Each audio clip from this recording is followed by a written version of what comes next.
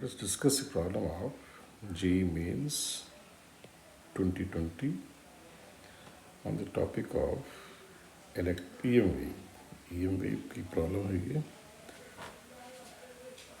and this is slightly more important because EM wave is also now in syllabus of ITJ Advanced, right? इसमें दिया क्या है कि किसी स्पेस में इलेक्ट्रिक फील्ड किस टाइम पर किस पोजीशन पर कितनी है उसका एक्सप्रेशन दिया गया है. This is given basically time t at position z और वेक्टर फॉर्म दिया गया है, उसकी हमें डायरेक्शन पता है. Positively charge particle is placed at certain position दी गई है, x coordinate, y coordinate, z coordinate, और उस पार्टिकल को वेलोसिटी दी जाती है इतनी, यानी पॉजिटिव जेड डायरेक्शन में वेलोसिटी दी जाती है at certain time T equal to 0. तो वेलोसिटी देने के तुरंत बाद डायरेक्शन ऑफ फोर्स पूछा है पार्टिकल पर. तो जो ये चार्ज पार्टिकल है उसमें वेलोसिटी भी है, हमें पता है इलेक्ट्रिकल फोर्स चार्ज पर लगता है सिंपली क्यों, उसमें वेलोसिटी का कोई यूज़ नहीं होता, बट मैग्नेटिक फोर्स में वेलोसिटी का यूज़ है. तो मैग्नेटिक फील्ड यहाँ डायरेक्टली दिख नहीं रही है. Since it is EM wave, magnetic field वहाँ प्रिंट होती है, हमें ये दिमाग में रखना होगा. तो हमें दोनों फोर्स निकालने होंगे, electric force as well as magnetic force. तो फिर दोनों का एडिशन करके देखना होगा कि नेट फोर्स किस डायरेक्शन में आएगा, और उसकी वैल्यू नहीं चाहिए, वैल्यू तो केवल तब चाहिए जब 0 हो, अदरवाइज केवल डायरेक्शन ही पूछा गया है. इसमें जो बेसिक कॉन्सेप्ट हमें आना चाहिए, एक तो ये इलेक्ट्रिक फील्ड के फंक्शन को देखकर, वेव फंक्शन को देखकर हमें वेव के चलने का डायरेक्शन निकालने आना चाहिए, और वेव की वेलोसिटी निकालने आना चाहिए. इनका यूज़ आएगा मैग्नेटिक फील्ड निकालने में, और उसके बाद ही हम मैग्नेटिक फोर्स निकाल पाएंगे, राइट. तो let us discuss the concept. इसमें मैग्नेटिक फील्ड निकालने के लिए हमें ध्यान होना पड़ेगा कि मैग्नेटिक फील्ड जो होती है उसका डायरेक्शन होता है वेव वेलोसिटी के डायरेक्शन में यूनिट वेक्टर क्रॉस ई. जिधर वेव चलेगी उसका यूनिट वेक्टर क्रॉस ई. इस डायरेक्शन में मैग्नेटिक फील्ड होती है. एक point number 1. Point number 2, magnetic field होती कितनी है, वो होती है इलेक्ट्रिक फील्ड का मैग्नीट्यूड किसी भी जगह किसी समय अपॉन वेव वेलोसिटी का मैग्नीट्यूड. ये रिलेशन केवल EM वेव के लिए सही है. तो यानी हमें वेव वेलोसिटी के डायरेक्शन और मैग्नीट्यूड का इन दोनों निकाल लेना चाहिए. तो वेव वेलोसिटी का डायरेक्शन तो आएगा माइनस के कैप, यानी माइनस जेड डायरेक्शन में. कैसे, इस फंक्शन को देख के. जब वेव फंक्शन में पोजीशन और टाइम के आगे का कोफिशिएंट सेम साइन का हो तो वेव नेगेटिव डायरेक्शन चलती है, राइट. यहाँ जेड है तो नेगेटिव जेड में चलेगी, इसलिए वेव वेलोसिटी हो जाएगी माइनस के कैप के पैरेलल. इलेक्ट्रिक फील्ड हमें दिया ही हुआ है तो उसका डायरेक्शन हमें पता है. अब मैग्नेटिक फील्ड से मैंने बताया वेलोसिटी के long unit vector cross electric field.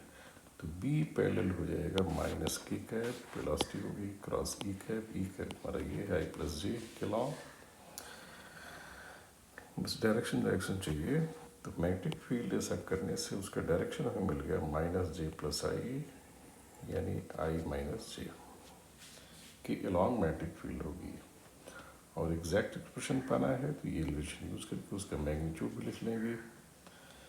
तो ये फैक्टर लगा रहेगा और मैग्नीट्यूड आ जाएगा इस तरह से, राइट. इसमें मैग्नेटिक फील्ड आने के बाद what we can do, magnetic force जो होता है वो चार्ज की वेलोसिटी क्रॉस मैग्नेटिक फील्ड के पैरेलल होगा, QV cross V formula, right. और इसमें इस वेक्टर पे हमें ध्यान देना चाहिए. और वेलोसिटी ऑफ चार्ज में फिर से के कैप के लॉन्ग दी गई है, तो इस के कैप को मैग्नेटिक फील्ड वेक्टर्स जिधर रहे उधर मल्टीप्लाई करें. तो ऐसा करते जाएंगे तो I+J आ जाएगा. तो I+J किसके लॉन्ग क्या है, इलेक्ट्रिक फील्ड है. राइट, ये रहा है वी से 2 का कर देना, हमें √2 लिखना चाहिए था, वैसे √2 का कोई ज़रूरत नहीं, हमें केवल डायरेक्शन चाहिए। तो फाइनली यहाँ से ये क्लियर होगा, जो मैग्नेटिक फोर्स हो जाएगा वो इलेक्ट्रिक फील्ड के ही पैरेलल हो जाएगा, और इलेक्ट्रिक फील्ड के ही पैरेलल इलेक्ट्रिकल फोर्स है, तो दोनों फोर्स पैरेलल आ गए।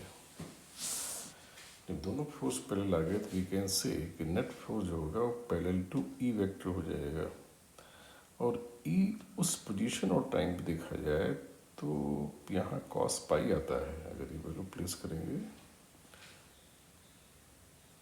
Place omega T S pi, sorry के जेड एस पाई आ जाएगा, this is 0, cos pi is -1, तो electric field will be parallel to minus I plus J vector, √2 का उतना इम्पोर्टेंस नहीं है, तो इलेक्ट्रिक फील्ड के ही पैरेलल नेट फोर्स आ रहा है, electric field minus I plus जे के पैरेलल है, यानी net force minus I plus जे के पैरेलल आएगा, दैट मीन्स आई प्लस जे के एंटी पैरेलल आएगा।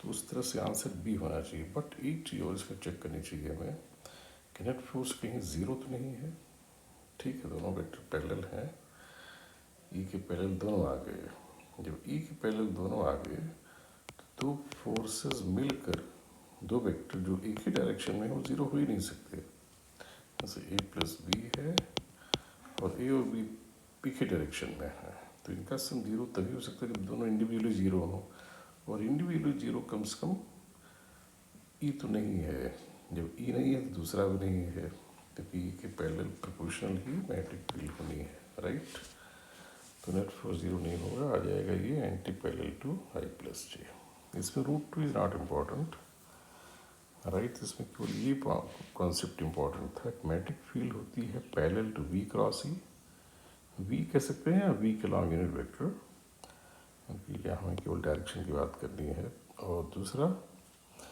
वी किस तरफ है वेव का, ये इंटरप्रेट करने आना चाहिए हमें वेव फंक्शन देख के, और थर्ड पॉइंट मैग्नेटिक फोर्स भी यहाँ लगेगा, ये रियलाइज करना चाहिए, मैग्नेटिक फोर्स हमारा होगा वी ऑफ चार्ज पार्टिकल की वेलोसिटी क्रॉस वी वेक्टर, ये सबको पता ही होता है, तो फाइनली ये रियलाइज करना कि दोनों फोर्स पैरेलल हैं इलेक्ट्रिक फील्ड के ही, और इलेक्ट्रिक फील्ड जीरो नहीं है तो नेट जीरो नहीं आएगा, ये